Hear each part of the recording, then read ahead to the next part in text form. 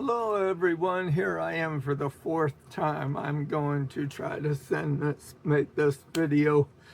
I keep getting storage is full on my phone, and I keep deleting things, but it just keeps saying that it's full, and that just kind of makes it harder. So I'm trying for the fourth time to make this video, so bear with me.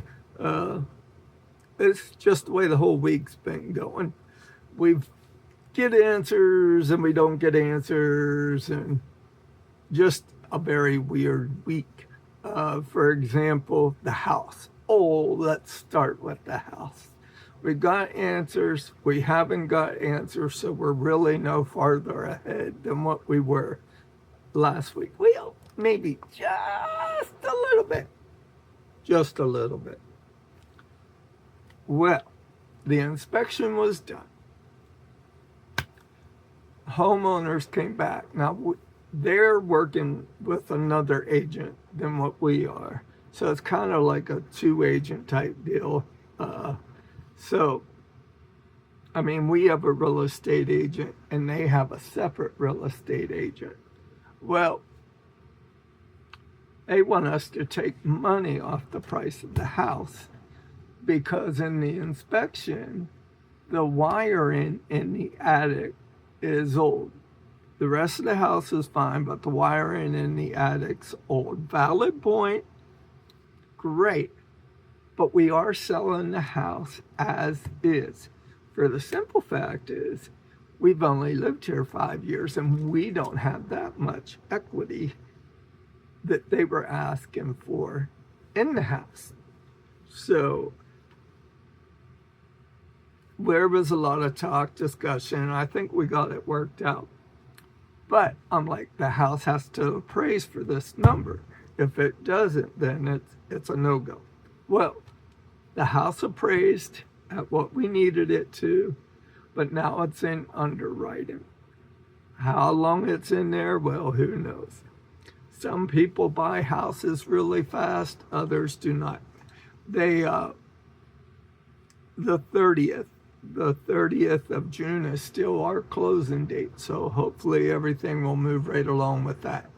Now, on the opposite side of the country, in Arkansas, we did get an email saying, welcome to the community, your application has been accepted, we'll be in contact. And that's all we got on that side. So, right now, as you see, my walls are becoming empty because we're packing and taking things down and to get ready for moving, which is moving.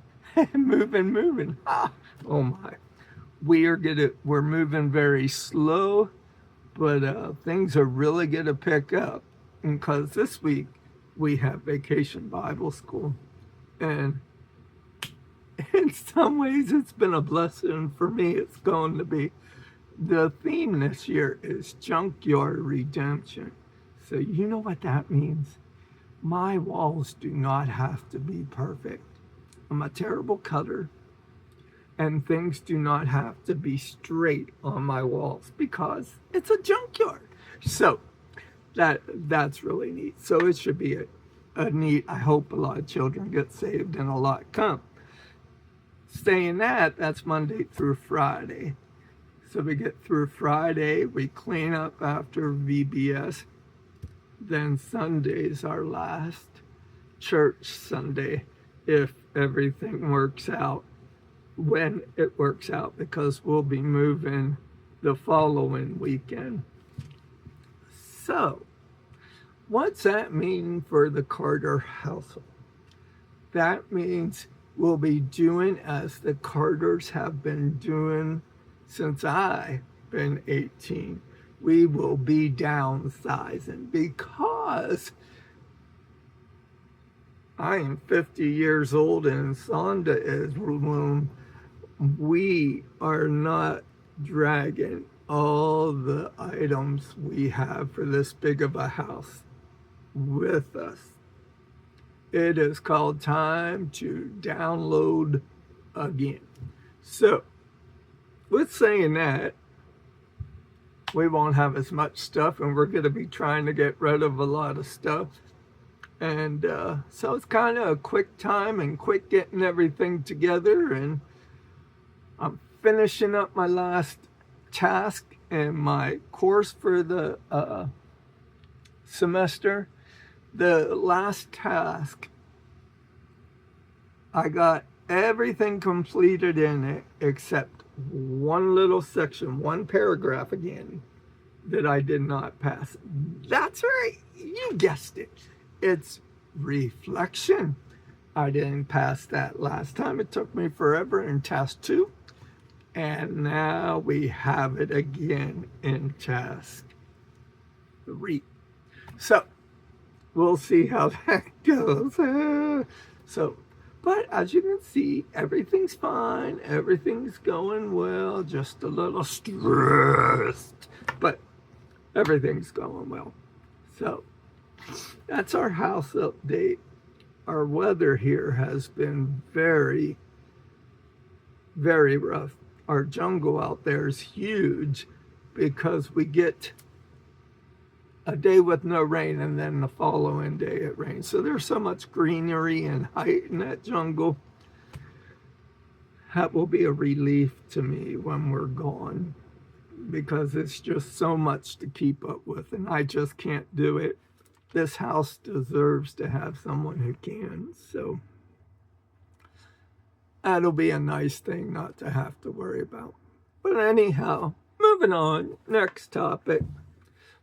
Before the weather, like I was saying, it's been crazy here. Our son, he had a lot of rain, no hail this time. Oh, thank goodness. But anyhow, he's had a lot of rain.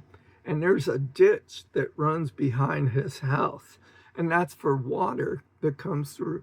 He had so much rain. The one day I asked him, did you have any flooding where you live? He said, no, I got in okay. He said, but it's very close behind my house. And he showed a picture and the water's just going down like a waterfall right at the brim. I'm like, oh my. But anyhow, so, and I'm one of those people. I watch Ryan, y'all, when it comes to weather. I'm hooked. I'm addicted. And I watch those storms as they just creak up through. I'm hooked. And please, if you pray, keep all those people in Cedar and all around there in Illinois, Indiana, and Michigan that got hit with those really strong tornadoes, and just be with them, okay? As they're going through all that. And so now, where did we leave off before?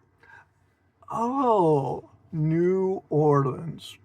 New Orleans, pronounced New Orleans. Well, I'll tell you what, I loved it down there.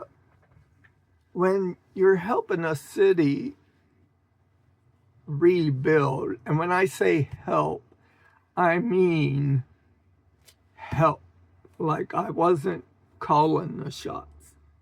I was helping them, assisting them, and the people of New Orleans. Well, when you're part of bringing a city back to life, you kind of become part of that city. And I always kind of keep an eye on New Orleans because it was part of training that I had and going through things. So I started out there where you had to go through a military brigade or military brigade or barricade. There we go, and go through an area. They allowed you in and allowed you out. Eventually we could move into a hotel, and we stayed in hotels. And by the time I left 18 months later, it was a thriving city again. So it was a blessing at the same time, because I got to meet so many different people, different types of people. I told you about the school board member, but I didn't tell you there's so many people to mention and talk about. And I said about those meetings, well, I ran the machine, the PowerPoint and all that. And of course, back then it was just pretty much PowerPoint. It was, and Miss Lear, the head lady at the time, Mrs. Lear, she had what they call blueberries. You don't see them anywhere anymore, but that's how they communicated. And they had one gentleman. I remember one day asking, why do we not have electricity? And, the thing was the cars. Yes. We were trying to figure out whose cars they were. Now, this might sound like it's an easy thing, right? Well, the DMV got destroyed in the flood, okay? So we're dealing with all that.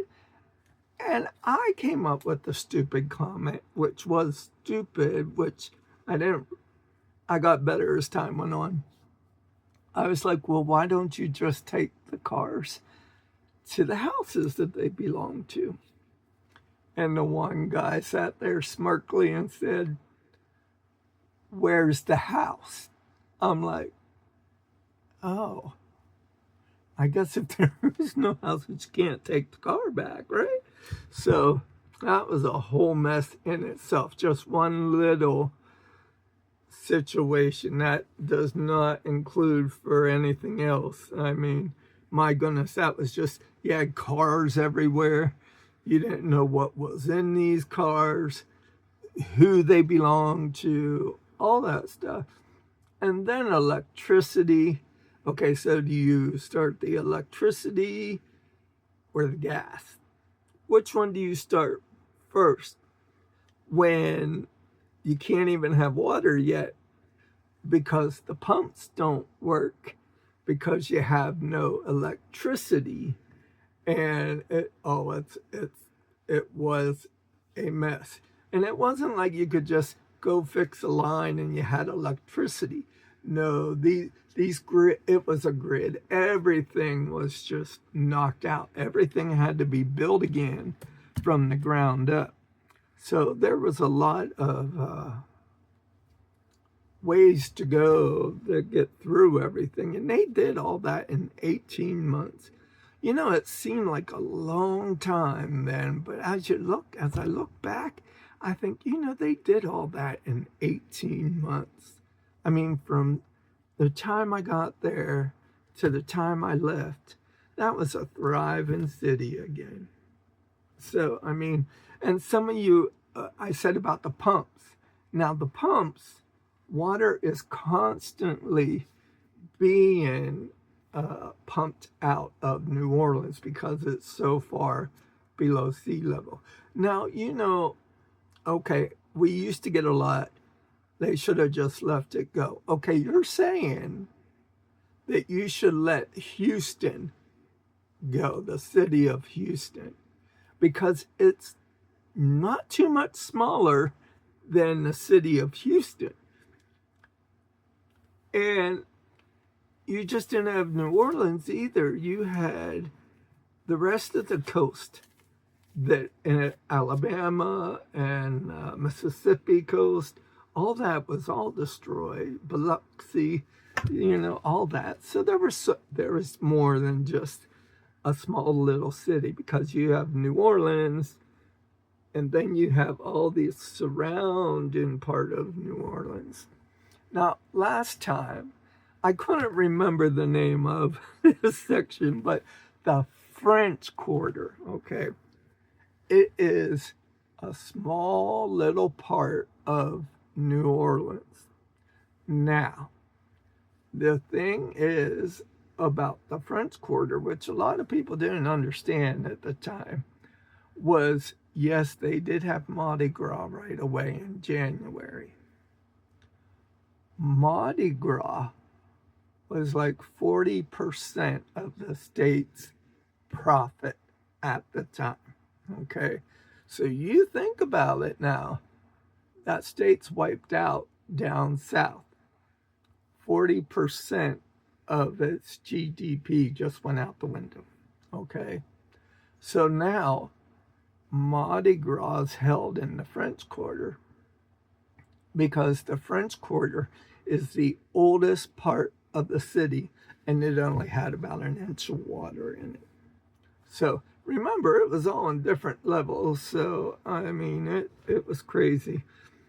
And but I do remember the Mardi Gras that they had for families. People coming together that have been separated because of being, refugees, pretty much going to different areas.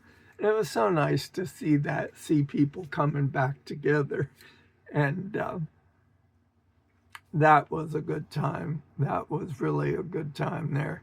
Seeing kids and grown-ups and neighbors, and I'm so glad you survived was a lot of the sayings, and because a lot of people died. Hard to believe, though, that's been 21 years ago. Can you believe that?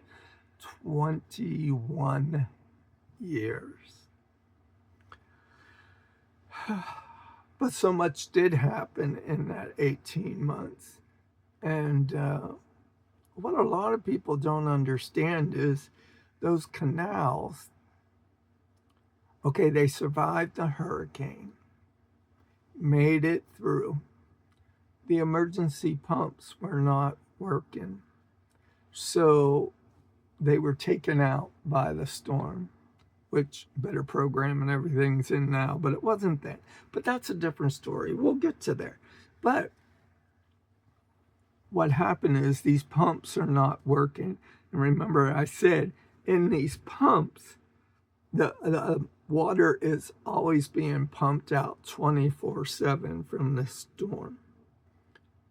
From being under sea level and the city.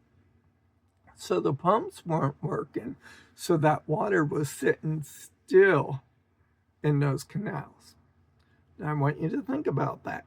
Cement canals full with sitting water. So of course, where the weakest points in the canals is where the canals broke open. And there you go. And that's what happened. Some of the areas really got a bad rap. One I can remember is Lakeview. It was it wasn't like upper, like rich, but they were middle class. But these people bought their homes and built there under the saying that the would never flood.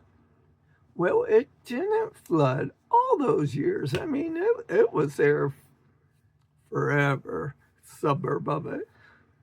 And it didn't flood. But when the canals broke, then of course it flooded. The city flooded. You can't determine if a canal that keeps water out of your area is going to break. That's not a flood. That's more like a emergency situation. So that's what happened. There was a lot of punches and pulls, but I think that was the first major big natural disaster of my time, of me being an adult and going through things. And well, except for 9/11, but that was a different thing.